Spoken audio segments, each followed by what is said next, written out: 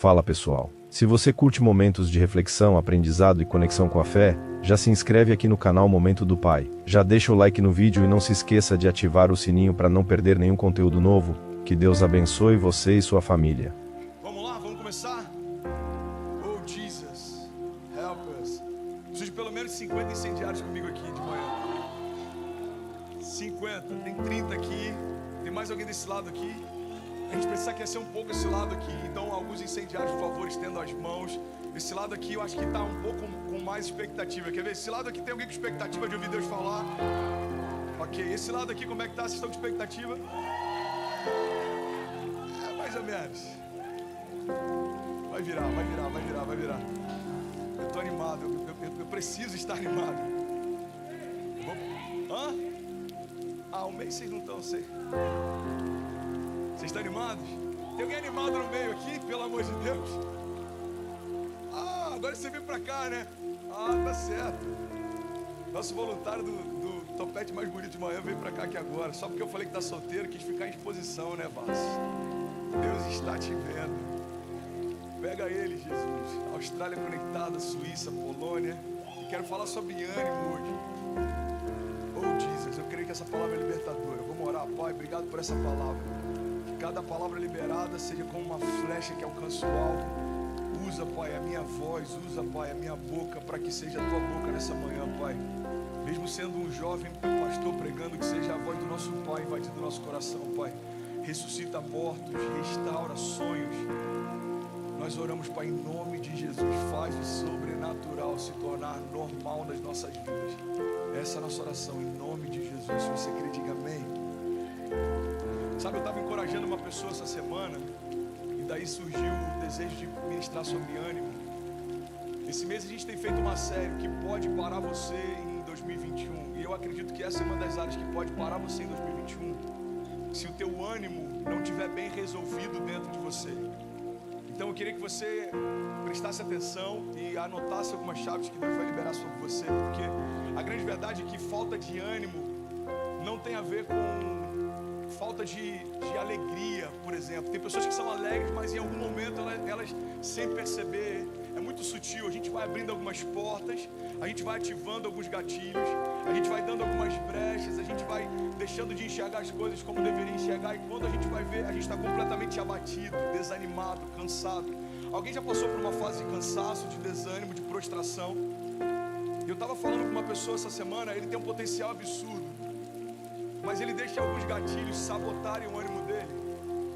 E ele acredita que está tudo bem, mas todo mundo que olha para ele consegue perceber que ele precisa ser encorajado, ele precisa ser renovado. Minha vontade era de falar para ele: ei, mano, olha para mim, lava o teu rosto, levanta a tua cabeça, wake up, vambora. Não é fácil para ninguém, não é fácil para mim, não é fácil para você, não é fácil para o pastor Márcio, não é fácil para o Neymar, não foi fácil para Jesus, irmão. Homem experimentado em trabalhos, homem de dores, aquele que nós escondíamos o rosto, é o que diz Isaías. Se não foi fácil para o próprio Deus encarnado, não vai ser fácil para você. Mas eu tenho uma palavra, o próprio Jesus disse: olha, no mundo vocês vão ter aflições, mas tem de bom ânimo, eu venci o mundo. Ele não diz: eu venci o mundo e vocês vão vencer também. Não, ele está dizendo: eu venci o mundo, ponto. Ou seja, já está pronto, já foi vencido, já tá bem resolvido. Billy Graham, ele diz: olha, eu li o último livro da Bíblia, vai terminar tudo bem. E é sobre isso que eu quero falar nessa manhã. A primeira chave que eu quero compartilhar com você é que o ânimo tem tudo a ver com a nossa mente. Se você quiser, anota isso, irmão. Tudo que entra na sua mente entra na sua vida. Tudo que entra na sua mente entra na sua vida. É por isso que é tão importante a gente blindar os nossos pensamentos, levar todos eles cativos a Cristo. Porque pensamentos que a gente permite ter acabam se tornando atitudes que, sem perceber, a gente começa a ter. E é natural, irmão. Pensamentos que entram na sua mente entram na sua vida. Eu lembro que eu preguei um tempo atrás o Código da Mente, o nome da mensagem. E me chama a atenção o fato de que todo homem que está em crise financeira, ele já consegue se imaginar falido. Ele consegue imaginar como é que vai ser, como é que eu vou dispensar os funcionários, como é que eu vou vender a empresa, como é que eu vou. Todo casal em crise consegue se imaginar divorciado. Vou mudar para casa dos meus pais, eu vou alugar um outro apartamento. vai fazer com os bens, eu vou sair de casa no final do mês. Toda pessoa que está em crise depressiva consegue se imaginar tomando uma atitude que talvez quando estava bem nunca se imaginou fazendo. Eu vou desistir, eu vou parar, vou tirar minha própria vida. O que acontece, irmão, é que quando a gente começa a achar natural ter esses pensamentos, eles nos assustavam no início, depois de um tempo já começam a não nos assustar mais. A gente vai domesticando os nossos gigantes. Lembra de Davi quando ele chega diante daquele gigante? A Bíblia diz que aquele gigante confrontava o exército há muito tempo. Quando Davi chega lá, ele vai levar marmita para os irmãos dele, irmão. Davi não era para estar lá, Davi não era um soldado convocado para aquela batalha. Mas quando ele chega, ele vê o cenário, ele vê um exército de homens fortes, e ele vê um único homem amedrontando todos eles. É como se Davi falasse: gente, pelo amor de Deus, é sério que vocês não vão enfrentar esse gigante? Quem é esse incircunciso para vir contra o exército do Deus vivo? Irmão, pega essa chave. O que fez Davi ser diferente dos outros é que eu não consigo controlar o universo, mas eu consigo controlar aquilo que entra na minha mente. Você está comigo? Diga amém. Provérbios 23, 7 diz: assim como você pensa na sua alma, assim você é. Deixa eu contar uma novidade aqui, irmão. Se você se sente como uma vítima, você vai se tornar uma. Eu acho que eu posso ser até um pouco mais direto. Se você se sente como uma vítima, você já se tornou uma. Você deve conhecer alguém que coloca a culpa em todo mundo. O problema do sistema, o problema da economia, o problema do presidente, o problema da vacina, o problema do comércio, o problema dos meus líderes, o problema da minha esposa. Não, irmão, o problema não é de ninguém, o problema é seu. Você precisa resolver, você precisa se resolver. Quando a gente começa a se sentir como uma vítima, a gente se torna uma. Eu almocei com um empresário essa semana. Ele é um grande empresário, talvez um dos maiores empresários brasileiros aqui em Miami, no sul da Flórida. E ele estava me contando a história dele. O pai dele bem sucedido, eles tinham uma vida muito boa. Um belo dia o pai dele faz as malas e vai viajar negócios. E nunca mais voltou. Nunca mais voltou. Um dia ele está estudando na escola mais cara que existia, tendo as roupas mais caras que se podia comprar. 6 meses depois, a mãe está trabalhando como faxineira para ele continuar estudando na mesma escola. Eles estão morando de favor em casas separadas. E aí a pergunta é: o que ele fez? Ele fez o que precisava ser feito. Meninos reclamam do que não conseguem fazer. Homens fazem o que precisa ser feito. Se você perguntar qual que é o final da história dele, ele se tornou o pai que não teve. O Evangelho fala sobre novos começos. Não tem mais a ver com o pai que você teve, tem a ver com o pai que os seus filhos vão ter. Não tem mais a ver com o tipo de líder que você teve, irmão. Tem a ver com o tipo de líder que o teu liderado vai ter. A gente tem que parar de ficar reclamando do que a vida nos trouxe, e a gente tem que começar a governar sobre as tempestades e definir o que vai ser daqui em diante. Eu conheço empresários que durante 20 anos ficaram reclamando do plano Collor. Eu quebrei por causa do plano Collor, irmão. Collor já passou, o plano Collor também. Muita gente quebrou e se reconstruiu. Então recomece hoje. Recomece, irmão. Recomeça, reconstrói. Deixa Deus renovar você. Tem uma passagem na Bíblia que eu compartilhei com um amigo essa semana, que fala, a Bíblia dá instruções tão práticas.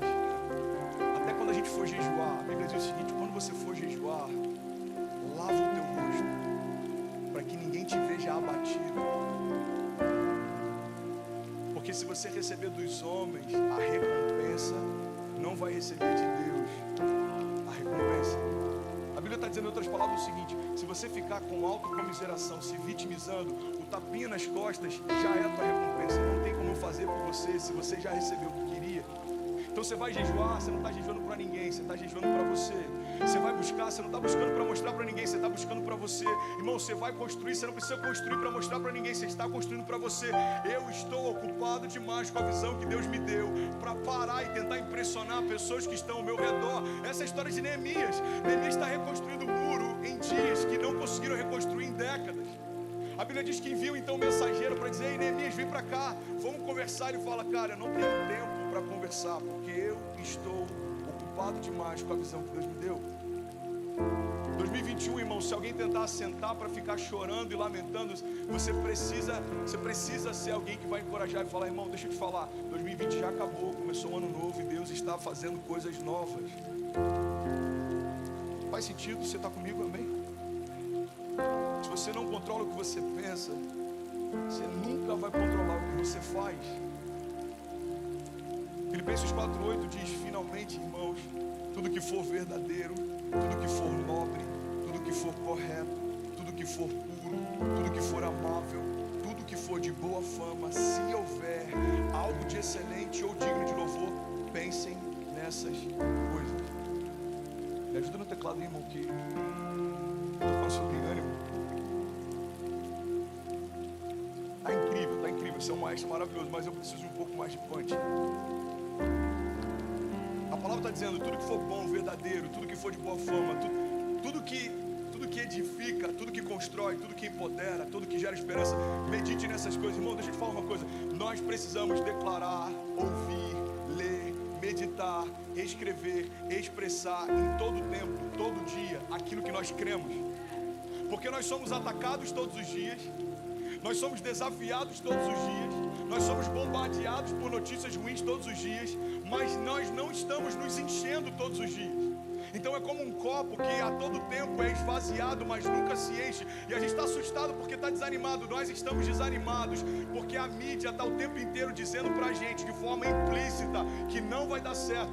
Mas a palavra está o tempo inteiro compartilhando com a gente aquilo que Deus já preparou a nosso respeito. Então a grande verdade, irmão, é que é como aquela analogia dos dois cães. Tem um bom e tem um mau.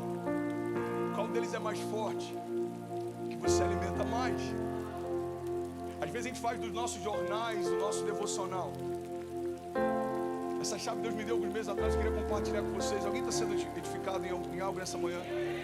Não faça das suas crises o seu devocional.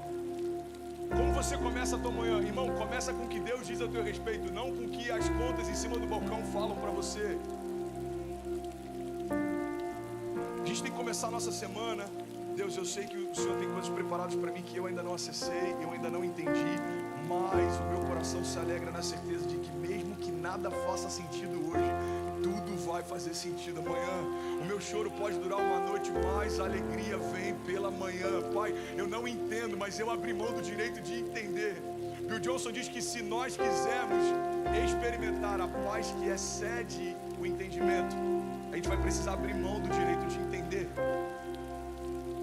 Como vai ser, André? Eu não sei, mas eu sei que Ele vai fazer. Como é possível? Eu não sei, mas eu sei que Deus não depende do possível para fazer. Você está comigo? Diga amém. Tem uma frase de um autor chamado Bill Reed, ele diz: todo declínio espiritual começa com a negligência da oração. Nenhum coração pode se desenvolver bem sem nenhuma comunhão íntima com Deus. Não existe nada que possa compensar a falta dela. Hebreus 10:23 diz: apeguemos-nos com firmeza à esperança que professamos, pois aquele que prometeu é fiel. Irmão, deixa eu compartilhar algo prático essa manhã. Nós precisamos crer no que pregamos. Nós precisamos crer no que cantamos. Nós precisamos crer no que ensinamos aos nossos filhos. Nós precisamos crer no que escrevemos nas legendas dos nossos posts do Instagram. Nós precisamos crer naquilo que ouvimos desde criança a respeito de quem Deus é. Não tem a ver com saber, tem a ver com crer naquilo que se sabe. Se você for perguntar para qualquer pessoa desanimada: você sabe que Deus é bom? Sim, eu sei. Você sabe que Deus pode curar? Sim, eu sei. Você sabe que Deus pode fazer o possível? Sim, eu sei. Então por que você está abatido? Porque isso é só um conhecimento, não se tornou ainda a sua base de fé. Nós precisamos crer. John Stott diz: eu sou cristão não porque a fé cristã é atrativa, mas porque ela é verdadeira. Vocês estão comigo aqui ainda? Olha essa chave, irmão. É impossível ter uma vida positiva se você tiver uma mente negativa. É impossível ter uma vida positiva se você tiver uma mente negativa. Eu tenho um pack para compartilhar com vocês de passagens que falam sobre esperança. É um coquetel molotov. É impossível dar errado. Eu quero ministrar sobre você. Romanos 15, 1 Pedro, Romanos 12. Romanos 15 diz assim: que o Deus da esperança os encha de toda alegria e paz por sua confiança nele, para que vocês transbordem de esperança pelo poder do Espírito Santo. 1 Pedro, vamos junto, lindão. Vamos junto, eu estou incendiado, pelo amor de Deus. Lê, dirige esse culto aí, irmão. Como eu faço quando você está pregando. Amados voluntários, me ajudem. A gente está pregando sobre ânimo. Não sei se você percebeu. É engraçado, toda a realidade se contrapõe ao que vai ser ministrado no dia. A gente vai falar sobre fé, um monte de coisa tenta minar ela ao longo da semana. A gente vai falar sobre alegria, parece que vem um céu fechado de bronze. A gente vai falar sobre ânimo, parece que a gente está com um órgão aqui de uma igreja de 20, 30 anos atrás, irmão. 1 Pedro 1:3 diz assim: bendito seja o Deus e Pai do nosso Senhor Jesus Cristo, conforme a sua grande misericórdia, Ele nos regenerou para uma esperança viva, por meio da ressurreição de Jesus entre os mortos. Romanos 12:2 diz: alegrem-se na esperança, sejam pacientes na tribulação e perseverem na oração. Eu tenho uma segunda chave para compartilhar nessa manhã. Você está comigo? Diga amém. Você pode não controlar o que acontece com você, mas você pode controlar como você enxerga isso. Você pode não controlar nada do que acontece com você, mas você pode controlar como você enxerga isso. Tem uma história da Michelle Obama, e eu gosto muito dessa história, já contei inúmeras vezes, eu nem sei se é verdade. Um dia no jantar, vou perguntar para ela, eu fiquei sem graça das últimas vezes. Reza a lenda que estava ela e o Barack Obama jantando, e aí os filtros é que são diferentes. Tem alguém aqui que enxerga com um grau muito alto de miopia, muito alto, que está com óculos aqui. Cadê você? Onde é que está você? Ninguém? Glória a Deus, irmão, nosso culto de oração tem funcionado. Você, Paulinho, você está com seu óculos aí? Lentes? Que isso? Chique. Ninguém? Hã? O seu é alto? Uma pessoa comum fica meio... 6, cadê? Deixa eu usar, fala. Sou pastor daqui pedindo socorro, me ajuda a emprestar seu óculos. Vem cá, salva de palmas pro óculos do nosso irmão do sax.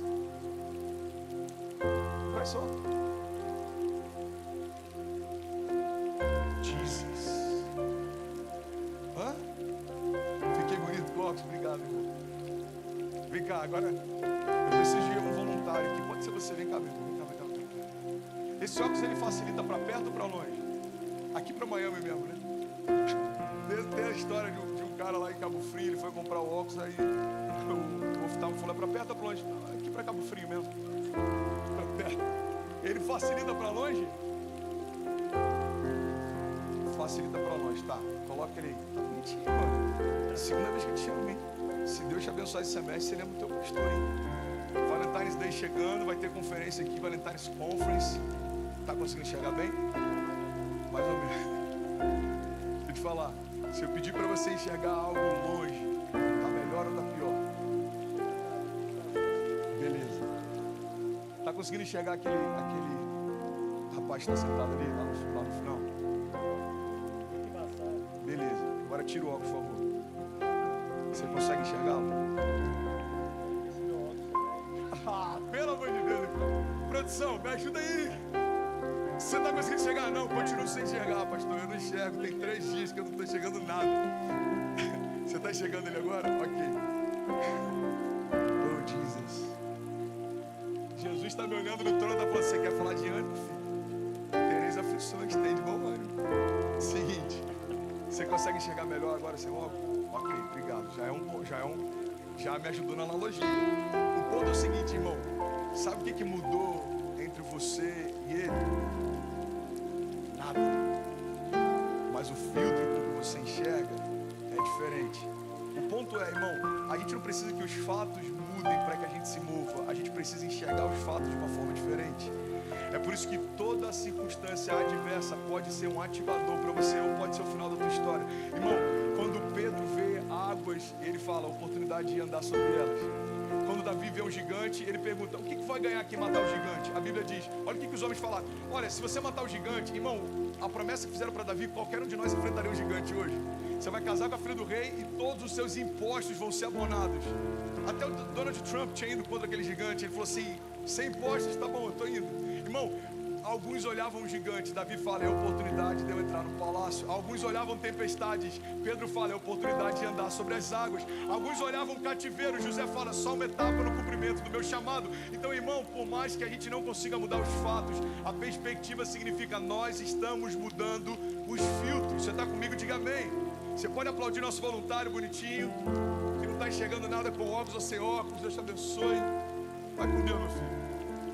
Anota na lista aí, Lê, por favor, não chamá-lo nos próximos 2 anos. Brincando. Somos 4.300 famílias conectadas agora. E eu queria compartilhar isso com você, irmão. Não é que os fatos estão diferentes em 2021, mas os nossos filtros estão. Mateus 6,22 diz, a candeia do corpo são os olhos. De sorte que se os seus olhos forem bons, todo o teu corpo terá luz. Mas se os seus olhos forem maus, o teu corpo será tenebroso. Irmão, é natural a gente ter uma estação ruim. O que a gente não pode fazer é se entregar a ela. Bill Johnson diz que fé não é negligenciar os problemas. Fé é não dar aos problemas o papel de governo na construção da nossa história. André, então você está dizendo que a dívida não existe? Não. Eu estou dizendo que a dívida não é o ponto final da tua história. Irmão, fé não é a gente olhar para um boleto. No Brasil existe boleto, né? Que são os bills, ou sei lá como é que se chama. Não é você olhar para um boleto e achar que fé é chamar o boleto de algo que ele não é. Você vai pegar um conjunto de boletos, botar na tua mesa e vai começar a falar, isso não é um boleto, isso não é um boleto, isso não é um boleto. Não, isso não é fé. Isso é loucura, irmão.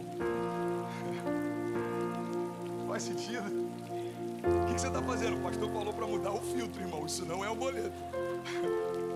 Não, irmão. Isso não é um conselho que eu te dei. Isso é loucura. Fé não é olhar para um boleto e fazer com que ele sofra uma crise de identidade. Fé é você saber que apesar da quantidade dos boletos, Deus continua provendo a tua casa. Apesar do que se levanta, Deus continua sendo por você. Deus é por nós. Quem será contra nós? Pastor, então você está dizendo que eu posso comprar o que quiser e no final das contas Deus vai pagar a conta? Não, Deus não é o nosso parceiro de aventuras. Não é para a gente fazer o que quer. Irmão, não atribua a Deus a consequência dos seus problemas se você antes não entregou para Ele o seu controle. O que eu estou dizendo é, entrega os teus caminhos ao Senhor, confia nele, o mais Ele fará. Eu nunca vi, o salmista diz, o justo mendigar o pão ou a sua descendência passar fome. Só que essa promessa, ela é precedida por uma palavra, o justo. Entrega o teu caminho ao Senhor, confia nele e o mais Ele fará. Salmos 42:11 diz, por que está assim tão triste, ó minha alma? Por que está assim tão perturbado dentro de mim? Põe a sua esperança em Deus, pois eu ainda o louvarei. Ele é o meu Salvador e o meu Deus. Tem a história de um profeta chamado Elias. Alguém que lembra da história de Elias? Elias, no auge do seu ministério profético, desejou morrer. Irmão, Elias, ele já tinha ressuscitado o filho da viúva. Elias tinha multiplicado o azeite e a farinha na casa da viúva. Elias tinha derrotado os 450 profetas de Baal. Elias, ele estava tão ousado em Deus, que quando ele vai confrontar os profetas, ele fala, vamos fazer o seguinte, a gente constrói um altar e o Deus vivo vai enviar fogo como resposta. Vocês podem começar. Então 450 homens começam a clamar e nada acontece. Começam a se mutilar e nada acontece.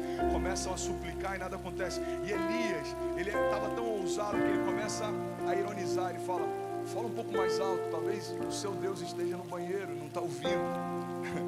Quem sabe ele já está velho demais e não está escutando. Quem sabe seja como nosso irmão, não está enxergando bem. E eles começam a suplicar e nada acontece. Elias então chega na vez dele e ele começa a derramar água sobre o altar, e mais água, mais água, mais água. E ele clama e Deus responde com fogo dos céus. Esse mesmo homem, dias depois, está numa caverna pedindo para Deus para que tire a própria vida. Irmão, olha para mim em nome de Jesus. Não existe ninguém super espiritual que nunca se abata. Mas não existe nada mais espiritual do que crer que mesmo nos abatendo, Deus nos coloca de pé de novo. Elias está numa caverna, Deus envia o anjo com pão sobre a brasa e fala, come e se levanta, porque você vai ter uma jornada longa.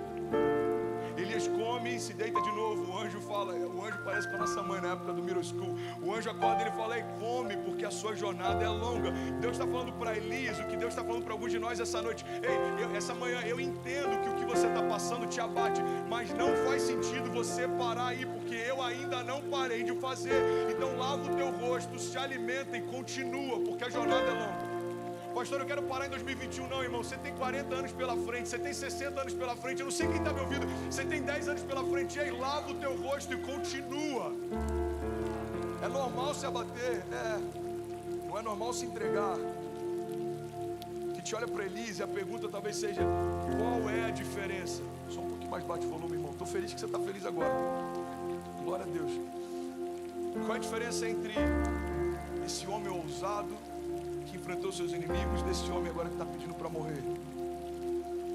Coração. Você pode declarar comigo? Diga: eu preciso guardar o meu coração, porque dele procedem as fontes de vida. A Bíblia diz sobre tudo que você deve guardar: guarda o teu coração, porque dele procedem as fontes de vida.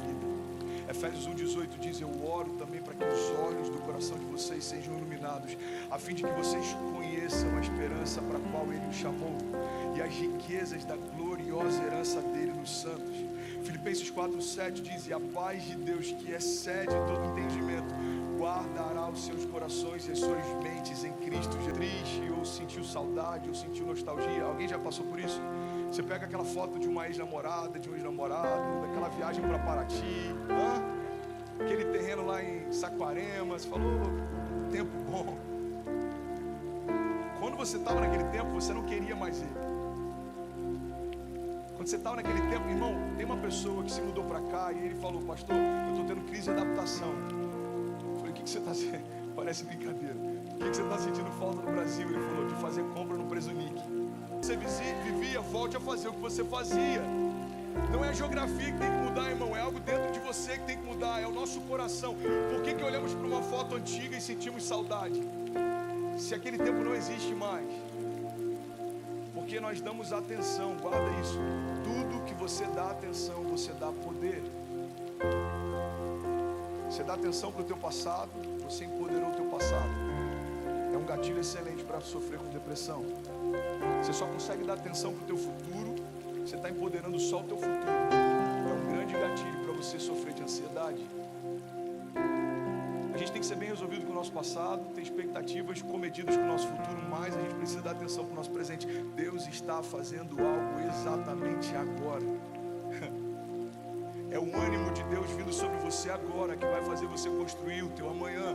São as sementes que você está plantando agora que vão gerar as sombras pelas quais você vai descansar amanhã. Eu já compartilhei esse provérbio oriental, eu sou apaixonado por ele. Esse provérbio diz o seguinte: o melhor momento para plantar uma árvore era 20 anos atrás. O segundo melhor momento é agora. Então, irmão, a gente tem que saber que aquilo que a gente dá atenção, a gente dá poder. 2 Crônicas 15:17 diz: sejam fortes, não desanimem, pois o trabalho de vocês será recompensado. Salmos 28:7 diz: o Senhor é a minha força, o meu escudo, nele o meu coração confia e dele eu recebo ajuda. O meu coração exulta de alegria e com o meu cântico eu lhe darei graças.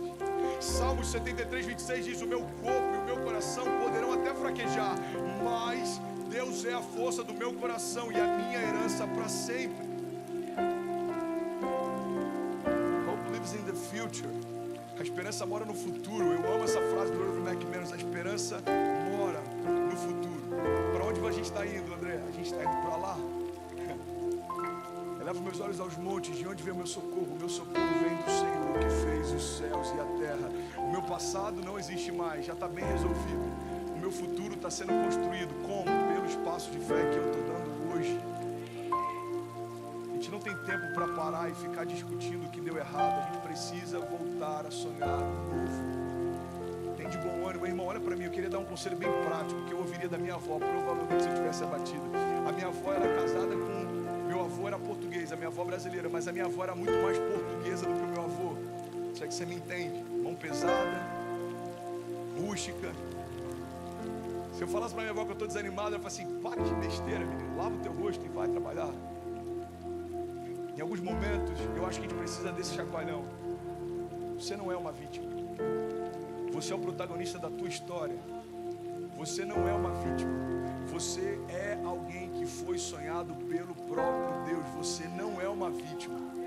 Em Cristo você é justificado, em Cristo você é sarado, em Cristo você é empoderado, em Cristo, irmão, você pode todas as coisas. A palavra de Deus diz: olha, eu posso todas as coisas naquele que me fortalece. É um dos adesivos mais colocados na parte de trás dos carros. Posso todas as coisas naquele que me fortalece. Só que essa frase não está dizendo que tudo vai acontecer de bom, não. Paulo está dizendo um pouco antes dela: olha, eu posso passar fome, como eu posso ter abundância. Eu posso ser provado em cadeias, como eu posso pregar para os príncipes da minha geração. Eu posso ter o meu pai internado no hospital, como eu posso ministrar cura no dia seguinte. Eu posso ter uma conta de luz cortada 10 anos atrás, como eu posso abençoar missionários anos depois para irem pelas nações. Eu posso todas as coisas naquele que me fortalece, porque o meu choro pode até durar uma noite, mas certamente a alegria vem pela manhã. O meu Deus não é um Deus de momentos. Ele não parou quando me fez, não parou quando me reergueu. Deus continua fazendo. Então o que eu faço? Eu continuo com meus olhos fitos naquilo que Ele preparou para mim. Hope lives in the future. O futuro, irmão, é onde a gente está caminhando. A gente precisa caminhar para lá. Não dá para morar lá, senão você vai ser extremamente ansioso, mas você precisa caminhar para lá. Salmos 27, 1 diz: o Senhor é a minha luz, é a minha salvação, de quem eu terei medo? O Senhor é o meu forte refúgio, de quem terei medo? 2 Coríntios 12, 9 diz: a minha graça é suficiente para você, pois o meu poder se aperfeiçoa na sua fraqueza. Isaías 40, 31 diz: mas aqueles que esperam no Senhor renovam as suas forças, voam altos como águias, correm e não ficam exaustos, andam e não se cansam. Salmos 31, 24 diz: sejam fortes e corajosos todos vocês que esperam no Senhor. 2 Coríntios 9, 8 diz: e Deus é poderoso. Quantos creem que Ele é poderoso? Alguém pode dizer glória a Deus por isso? Deus é poderoso para fazer que lhe seja acrescentado toda a graça, para que em todas as coisas, em todo o tempo, tendo tudo o que é necessário, vocês transbordem em toda boa obra. João 16, 33 diz: eu lhes disse essas coisas para que em mim vocês tenham paz. Nesse mundo vocês vão ter aflições, mas tem de bom ânimo. Eu venci o mundo. Game over. Essa afirmação de Jesus, a banda pode subir para parecer que a gente está terminando. Essa afirmação de Jesus, quem jogou videogame entende muito bem isso. Sabe quando você chega no último chefão e aparece game over e vai subindo os créditos, não tem mais o que fazer, acabou, já foi vencido. O problema é que a gente ouve essa afirmação, e eu quero falar sobre isso de novo. A gente acredita que Jesus está falando: eu venci o mundo, toma o controle e fica em paz, você vai vencer também. Não. Ele está dizendo: eu venci o mundo, acabou. Agora tudo que você vai fazer é usufruir da herança que eu já dei para você. Irmão, evangelho não se resume à conquista, evangelho se resume à herança. Aquele que não cometeu o pecado se fez pecado para que nós fôssemos feitos justiça de Deus. Olha a loucura, olha a dinâmica do escândalo da graça. Ele não cometeu o pecado, mas recebeu o pecado. Nós não cometemos a justiça, mas recebemos a justiça. Ele não tinha doença, mas se fez doente. Nós éramos doentes, fomos feitos sarados. Ele era completamente próspero, superabundante em tudo, se fez o menor de todos. E nós que éramos pobres, cegos e nus, fomos superabundados em todas as coisas. Ele era filho, se fez escravo. E todos nós que estávamos no inferno fomos transportados para o reino do Filho do seu amor. O único Filho de Deus se fez homem para que todos os homens pudessem ser feitos filhos de Deus. Irmão, o que Jesus está dizendo não é que vocês vão vencer também. O que Jesus está dizendo é: eu já venci. Agora só usufrua do que eu já liberei sobre você. Eu acho que a gente tem que mudar em alguns momentos a nossa oração, porque a nossa oração em vários momentos é pedindo para que Deus nos ajude, quando na verdade somos nós que precisamos cooperar com o que Deus já está fazendo. Pega essa chave, irmão, você está comigo? Deus me ajuda aqui em Miami, eu preciso expandir a igreja. Se eu oro, Deus me ajuda em Miami, a minha oração parte do pressuposto, de que eu estou fazendo algo e eu preciso que Ele me ajude a fazer. Deus está pesado aqui em Miami, me ajuda. Ou seja, da dinâmica dos céus, André está carregando algo muito pesado e a gente precisa dar uma força para ele. Deus, eu preciso de uma ajuda aqui com a minha casa, eu não estou conseguindo suprir ela. Então significa que eu sou o provedor da minha casa e Deus vai me ajudar de alguma forma. Quando a gente inverte essa dinâmica, tudo fica mais leve. Pai, me ensina a cooperar no que você quer fazer para minha casa. Pai, me mostra como eu posso te ajudar no que você está fazendo aqui em Miami. Pai, eu só não quero atrapalhar. Uma das orações que mais quebrou o meu coração, aquilo ali, irmão, aquilo ali para mim foi um termômetro do quanto que meu coração estava saudável. Eu falei, Deus, obrigado por isso. Eu lembro como se fosse hoje. Eu encostei meu rosto ali na grade um pouco antes de subir. E eu falei, Pai, obrigado por me deixar pregar na sua igreja. Mano, aquilo destruiu meu coração. Eu só chorava. Porque é como se a minha mente tivesse entendido. A igreja não é minha. É uma graça poder pregar nela. Por mais que a gente possa achar que a gente faz o calendário, Lê, você prega semana que vem, eu prego nesse domingo. Irmão, Deus me permitiu subir e falar em nome dEle. Deus me permitiu ter fôlego para falar em nome dEle. Porque todas as coisas que acontecem porque Deus faz ou permite. Existe a vontade ativa de Deus, existe a vontade permissiva de Deus.